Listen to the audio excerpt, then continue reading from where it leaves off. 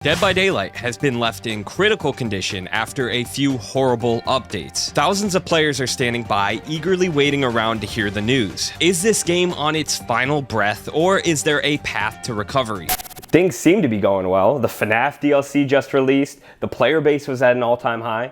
I have no idea what happened. Here's the issue. The people that are in charge of saving Dead by Daylight are focused on the wrong things. You think the Crossu is gonna save this game? You think putting more pallets on Auto Haven is gonna turn things around? When poor little Walter had a stomach problem, the vet gave him an IV and some nutrients. They didn't pump him full of catnip and turn him into a dash killer. Huh?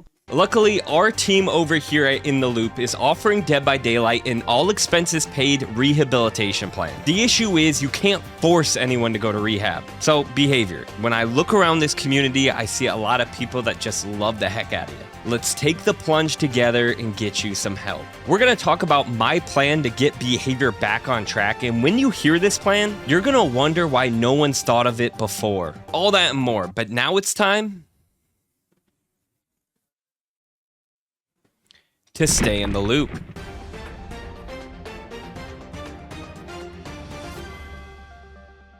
Grinding Dead by Daylight can be incredibly tedious, and after hours and hours of chasing down survivors, I often find myself mentally drained. At first, I thought I just needed more caffeine, but it turns out my body just wasn't properly hydrated. Well, that was until I found Fast. Fast is a premium hydration product used by gamers, entrepreneurs, and athletes alike. Why? Well, we all want to get the best performance without the crash. Fast has 2 to 3 times more minerals per serving than most hydration brands, and it contains 0 calories and 0 sugar, which is great because I enjoy fasting every once in a while to reset my metabolism, and this will not break your fast. Fast's flavor is Sicilian lemon, which I love, not just because of my thick Italian roots, but it's just so refreshing. So instead of spending $4 or $5 on an energy drink, grab Fast for just over $1 per serving. Go to the description or the pinned comment and click the link. Make sure to use code STRAZ at checkout for 15% off your order. Stop going to bed drained and waking up tired after crushing energy drinks all night, and try Fast. Thank you, Fast, for sponsoring this episode of In The Loop, and now back to the video. Look, Behavior doesn't watch my videos. I know because they ignore my blatant cries to join their creator program. But I'm about to show you a 3-step plan that I promise will win back the trust of the community. Right now, it's honestly not about the gameplay itself. I'm telling you, it's about the community. Step 1, grab 5 employees. Start combing through hundreds of Dead by Daylight streams and find some small creators that have been streaming religiously. Start chucking out some Twitch shirts, like you're a mascot at a basketball game with one of those cannons. Bunk, bunk. This is a great way to make some small creators feel seen, and it's gonna create some buzz on Twitter. Doesn't stop there. Buy the office staff some pizza, preferably Little Caesars, because it's the best value per slice you can get on the market. Get like 5 cases of Red Bull and have the entire Behavior team just slam through the applications of the creator program. You're going to want to look for the one labeled Straz first, but after that, the order doesn't matter. Bring some more creators into the creator program. That will boost the vibe of some of the mid-level content creators. And now you focus on the big dogs. I'm talking the 100K subs on YouTube types. I'm talking over 1,000 viewers on Twitch types. You need to start showing a little more appreciation to these big content creators that have been keeping things afloat while the ship is taking on water. Like, is it possible to make a character skin for these creators? Or maybe even just like a charm in-game with their logos? Like, just something for the creators and the communities for sticking around through these rough times. Boom, that's an easy win, and it's only step 1. Step 2 will require building back some of the goodwill with the community. Don't change anything about the gameplay, just do some wacky shit that will keep people entertained. Like, what about a week where you can get blood points in custom lobbies? Yeah, you might run into some cheesy boosters, but who gives a fuck? Just let people play custom matches with their friends and get rewards. That could be like a fun way to kind of change the bad taste that some people have in their mouths. Or what about this? A gauntlet mode. Pick a random weekend and kill switch the most popular killer every couple hours. So by the end of it, it's just like these super obscure niche killers that you never see. It's honestly so ridiculous, I feel like you could get away with it. Or what about if the Shrine of Secrets was like a stock market where the prices rise and drop? Like at the end of the day, you just gotta bring a little energy to the game. And just tossing in another iteration of lights out mode is not gonna do that. So the final step of the plan is the most complex, and it might not be entirely possible, but don't worry. Behavior, if you just do step 1 and 2, I think you'll be okay. Look, everyone who plays Dead by Daylight always thinks they're right, so instead of letting people hash it out in the endgame chat or on Twitter, you need a system to tell them what they want to hear. Like if you die early as a survivor, can we create like a prorated system that will show you the score you would have had if you completed the whole game? You know, that way you leave feeling good. You're like, oh man, I would have gotten 30K score. I would have been the top dog. Even though, you know, you just died like first. Or as killer, when like 4 survivors escape on me, maybe a little like pop-up pops up and it says like, this survivor team dropped 20 pallets.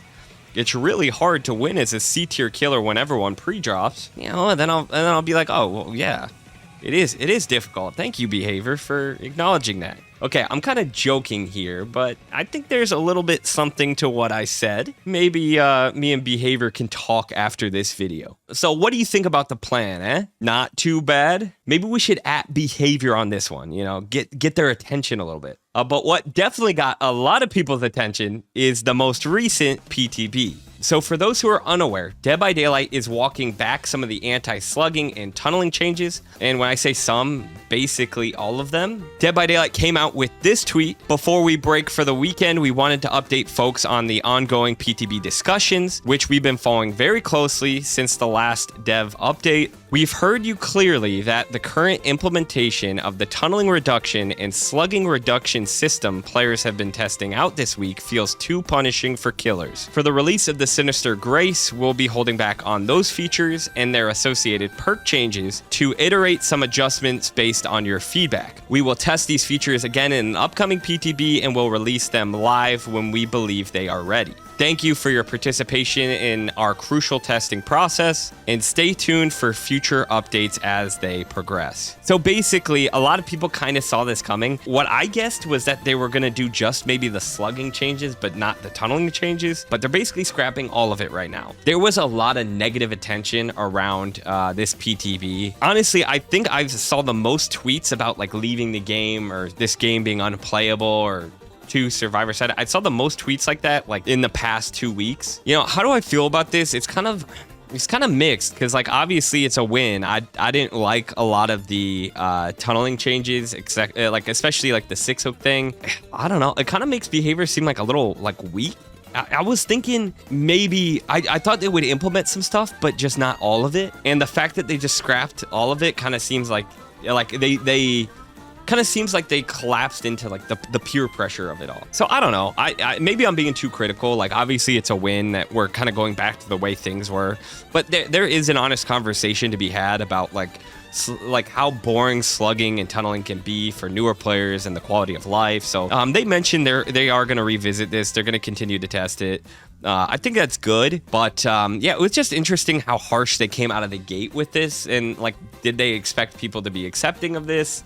With kind of how dramatic it was. I feel like it would make more sense if they came out with the PTB and it was like very mild changes, and then you can kind of ramp them up, if that makes sense. Like one person is saying like, thank God I can play this game again. I had it uninstalled and now I'm gonna reinstall it. And then other people are saying like, wow, like I actually enjoyed playing Dead by Daylight with the anti-tunnel, anti-slugging, and now that's going away. I don't enjoy it anymore. So I think the response is a little more mixed than I expected, but these changes won't be going through, at least for the meantime. Again, they will revisit them later. But some changes that aren't entirely clear are the perk and pallet changes that they also had implemented in the PTB. So one thing they weren't really clear about is they did mention that the associated perk changes with the slugging and tunneling changes are not going to go through, but there was a lot of perks that got updated that were kind of not related to that at all.